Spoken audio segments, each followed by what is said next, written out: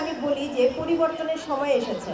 পরিবর্তনটা যখন সব জায়গায় চলছে, একটা বেসিক একটা ডিফারেন্স আছে বক্তৃতা এবং বক্তব্যের মধ্যে।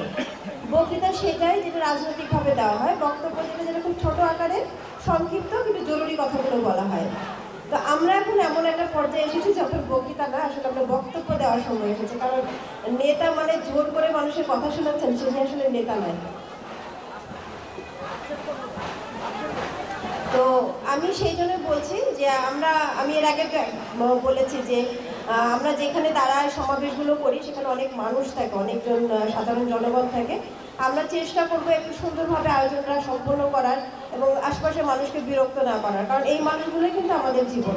একজন নেতা এই মানুষগুলোর বিনিময়ে তার নেতৃত্ব লাভ করেন।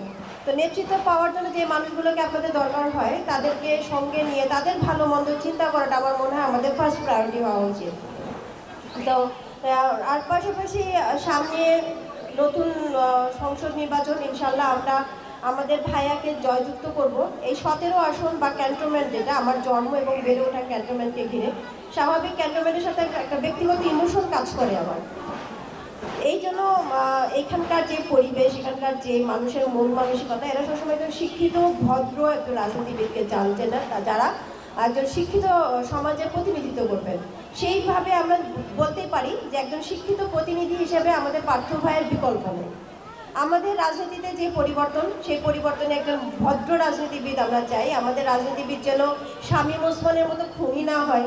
আমাদের রাজনীতিবিদরা যেমন, আমাদের নতুন রাজনীতিবিদরা যেন পুরনো রাজনীতিবিদদের মতো স্বৈরাচার না হয়, ক্ষমতার লোভী না হয়, অর্থের দাপটে তাদের মাটিতে পা পড়বে না, এরকম নেতা যেন না হয়।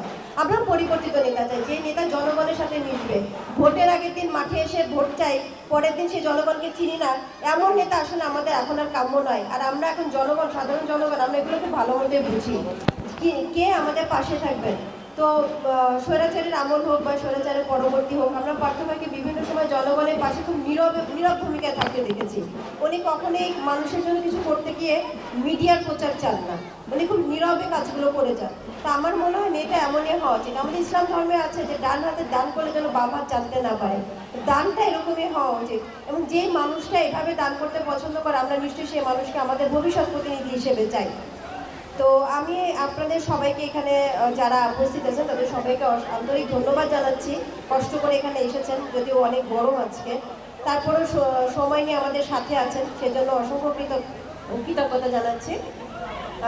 বক্তৃতা বা বক্তব্য কোনো কিছু দেওয়ার মতো মানুষ হয়তো আমি না। আমি এখন পর্যন্ত রাজনীতিতে খুব বেশি হলো 5 বছর, গুটি গুটি পায়ে শিখছি।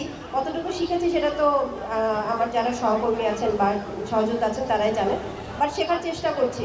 তবে আমার কাছে মনে হয় রাজনীতি খুব ভিন্ন কোনো কিছু না। আমাদের জন্ম থেকে যারা আমরা এই দেশের নাগরিক বা পৃথিবীর সব দেশের নাগরিকই কোনো না কোনোভাবে রাজনীতির সাথে যুক্ত থাকতেই হয়। হয়তো সরাসরি দলের কর্মী হয়ে থাকে না, কিন্তু রাজনীতির সাথে যুক্ত থাকতে হয়, কারণ আপনার একটা ভোট দিয়েই আপনার রাজনৈতিক প্রতিনিধি হিসেবে যিনি ক্ষমতায় আসেন তিনি দেশ চালান।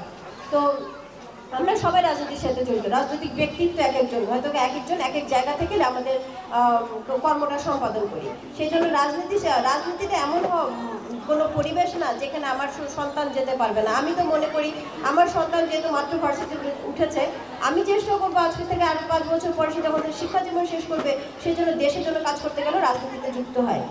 তো আমি সর্বক্ষেত্রে সবাইকে বলবো, আপনাদের সন্তানকে, শিক্ষিত সন্তানরা যদি আমাদের রাজনীতিতে আসে, আমাদের রাজনীতির ভবিষ্যৎ ভালো হবে। সেজন্য সবাইকে উদারতা আহ্বান জানাচ্ছে আপনারা এবং আপনাদের আশেপাশের ভালো মানুষগুলোকে রাজনীতিতে যুক্ত করবেন। অসংখ্য ধন্যবাদ সবাইকে, ভালো থাকবেন। আসসালামু আলাইকুম।